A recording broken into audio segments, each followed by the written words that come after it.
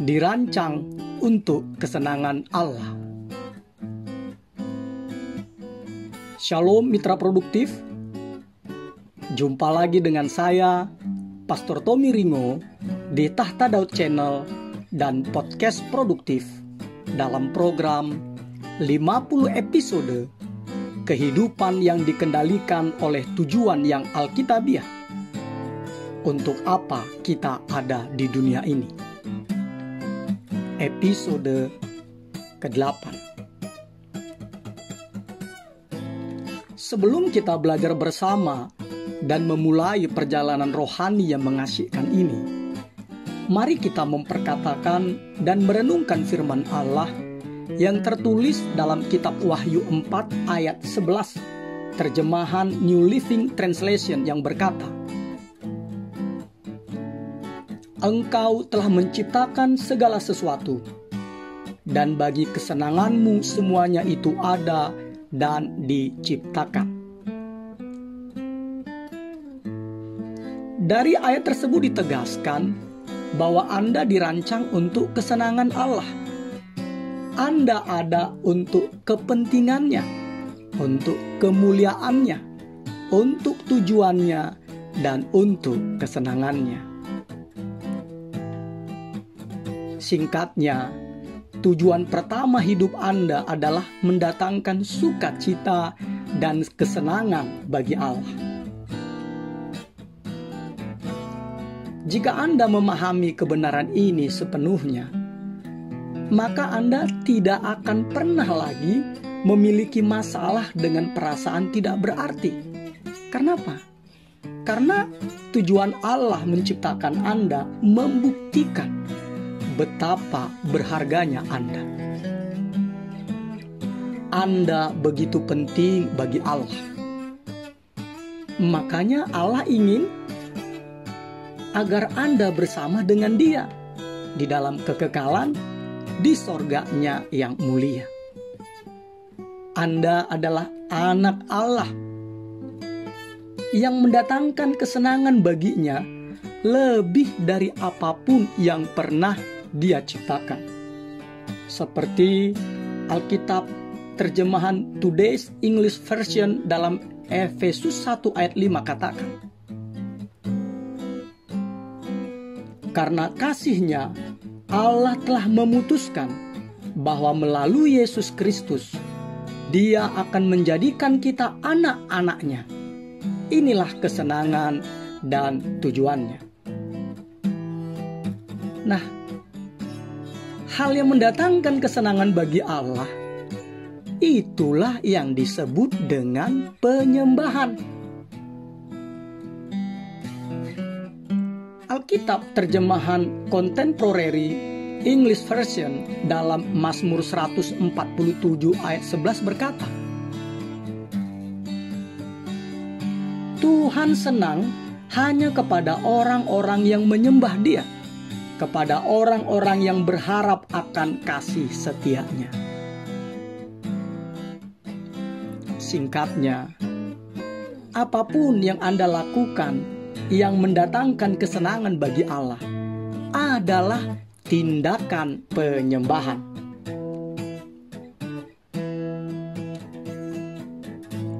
Para ahli antropologi meyakini bahwa penyembahan merupakan suatu kebutuhan universal dan kebutuhan utama batin manusia yang dirancang dan yang ditanam oleh Allah dalam diri manusia. Kebutuhan akan penyembahan sama alaminya seperti kebutuhan manusia akan makanan dan bernafas. Karena itu, jika kita gagal menyembah Allah, maka kita pasti akan mencari penggantinya. Meskipun akhirnya penggantinya itu adalah diri kita sendiri yang diwujudkan dalam bentuk patung yang menyerupai apapun yang ada di langit di atas, atau yang ada di bumi di bawah, atau yang ada di dalam air di bawah bumi. Alasan mengapa Allah menciptakan kita dengan keinginan akan penyembahan adalah karena Allah mendambakan penyembah-penyembah. Itu tertulis di Injil Yohanes 4 ayat 23. Perlu mitra produktif ketahui bahwa penyembahan lebih dari sekedar kebaktian di gereja. Lebih dari sekedar kebaktian di gereja, yaitu dengan nyanyian, doa, dan mendengarkan khotbah.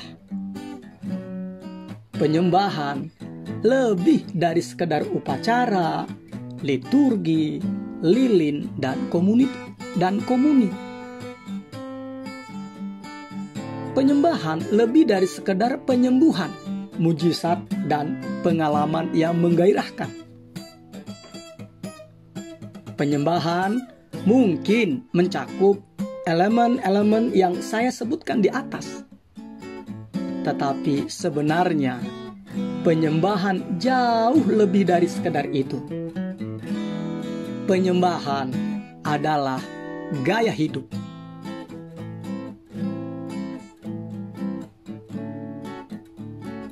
Penyembahan lebih dari sekedar musik.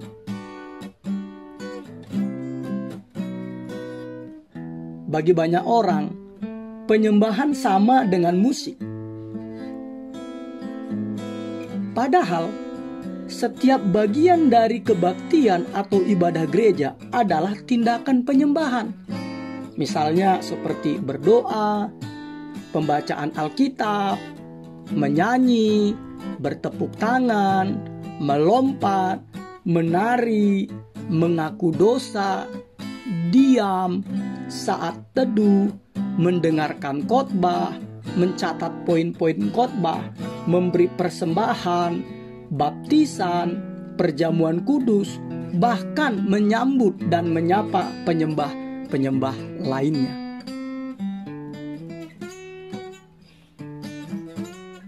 Mitra produktif, penyembahan ada lebih dulu dari musik. Adam menyembah di Taman Eden.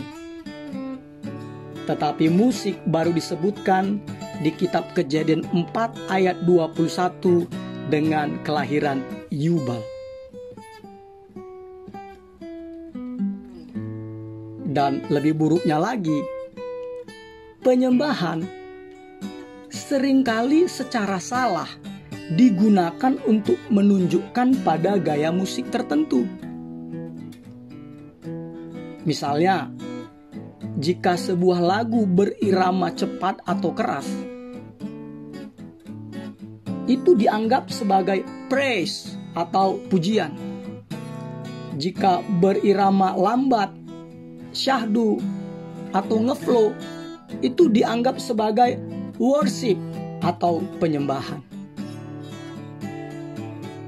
Padahal penyembahan tidak ada kaitannya dengan gaya atau volume. Penyembahan tidak ada kaitannya dengan kecepatan nada lagu. Allah senang semua jenis musik karena Dia yang menciptakannya. Baik yang bertempo cepat, lambat, keras, lembut, lagu lama atau lagu baru. Syaratnya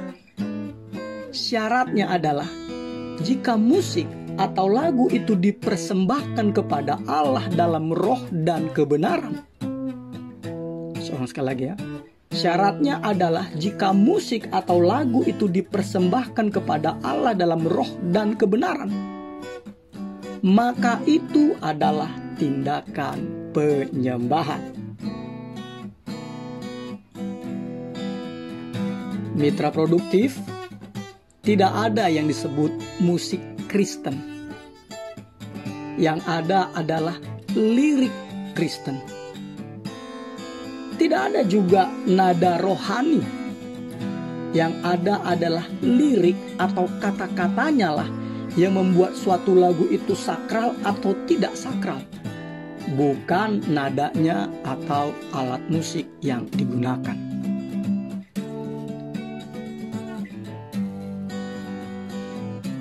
Penyembahan juga bukanlah untuk kepentingan Anda.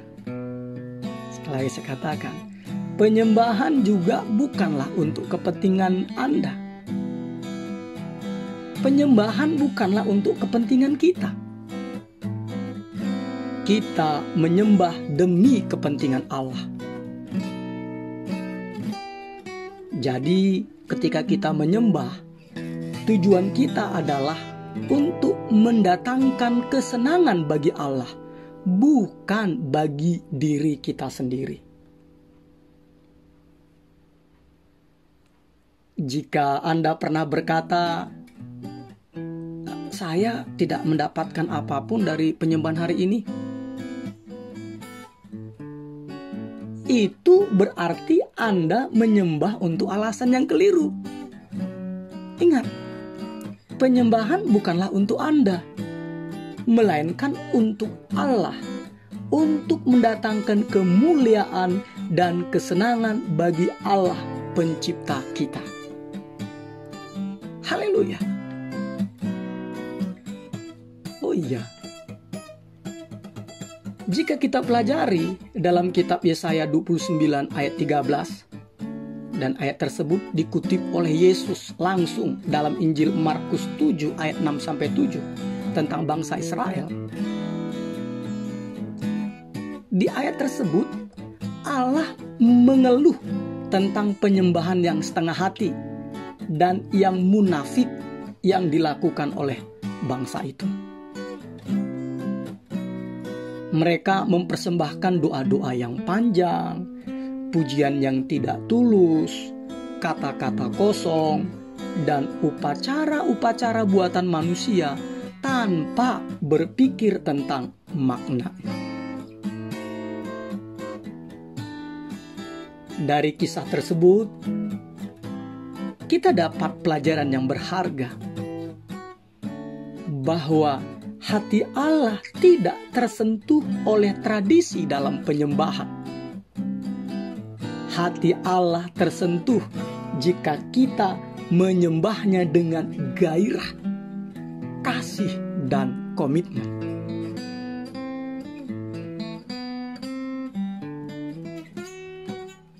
Penyembahan juga bukanlah bagian dari kehidupan Anda.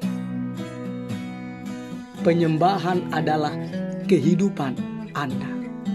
Ulangi lagi ya. Penyembahan bukanlah bagian dari kehidupan Anda.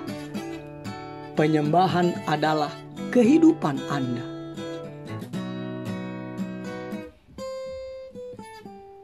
Penyembahan tidak dimaksudkan hanya untuk kebaktian di gereja saja. Kita diperintahkan oleh Allah untuk menyembahnya senantiasa. Mazmur 105 ayat 4 terjemahan bahasa Indonesia masa kini.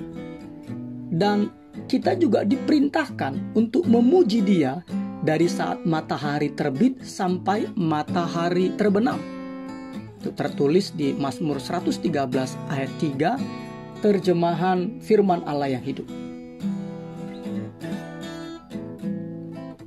Hal ini juga dibuktikan dalam Alkitab bahwa orang-orang memuji Allah saat di tempat kerja, di rumah, di dalam pertempuran, di penjara, bahkan di tempat tidur. Pujian haruslah menjadi aktivitas pertama kita ketika kita bangun di pagi hari dan aktivitas terakhir kita ketika kita mau tidur malam. Dan puji Tuhan, setiap aktivitas dapat diubah menjadi tindakan penyembahan. Saya ulangi lagi. Setiap aktivitas dapat diubah menjadi penyembahan jika kita melakukannya untuk memuji, memuliakan, dan menyenangkan Allah. Alkitab dalam surat 1 Korintus 10 ayat 31 berkata, "Jika engkau makan atau jika engkau minum, atau jika engkau melakukan sesuatu yang lain, lakukanlah semuanya itu untuk kemuliaan Allah.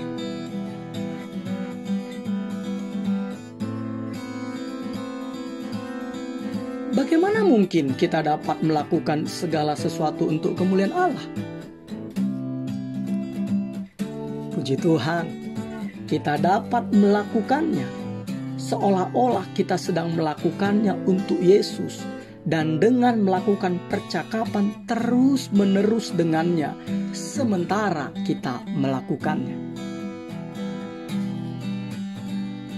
Alkitab berkata, apapun juga yang kamu perbuat, perbuatlah dengan segenap hatimu seperti untuk Tuhan dan bukan untuk manusia. Kolose 3 ayat 23. Inilah rahasia dari gaya hidup menyembah, yaitu melakukan segala sesuatu seolah-olah Anda sedang melakukannya untuk Yesus. Sekali lagi ya, ini adalah rahasia dari gaya hidup menyembah, yaitu apa? Melakukan segala sesuatu seolah-olah Anda sedang melakukannya untuk Yesus. Pekerjaan Anda menjadi penyembahan ketika Anda mendedikasikannya kepada Allah dan mengerjakannya dengan kesadaran akan kehadirannya. Sekali lagi ya, ketika Anda mendedikasikan kepada Allah dan mengerjakannya dengan kesadaran akan kehadirannya, itu berarti pekerjaan Anda menjadi penyembahan Anda. Ketika Anda terus-menerus memikirkan dan melakukannya, maka sesungguhnya Anda sedang tinggal dalam cintanya. Inilah penyembahan yang sebenarnya. Apa itu? Jatuh cinta kepada Yesus. Jatuh cinta kepada Yesus.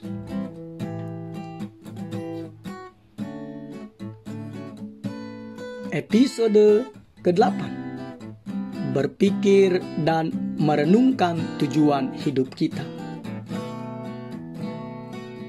Nilai-nilai atau prinsip-prinsip yang harus kita pikirkan dan renungkan. Saya dirancang untuk Allah. Ayat untuk diingat. Mazmur 149 ayat 4a. Terjemahan Today's English Version yang berkata, Tuhan mendapatkan kesenangan di dalam umat-Nya. Pertanyaan untuk dipikirkan dan didiskusikan.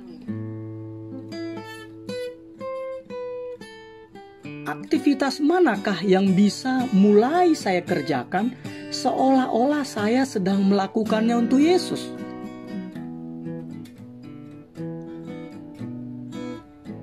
Immanuel, Allah menyertai kita mitra produktif.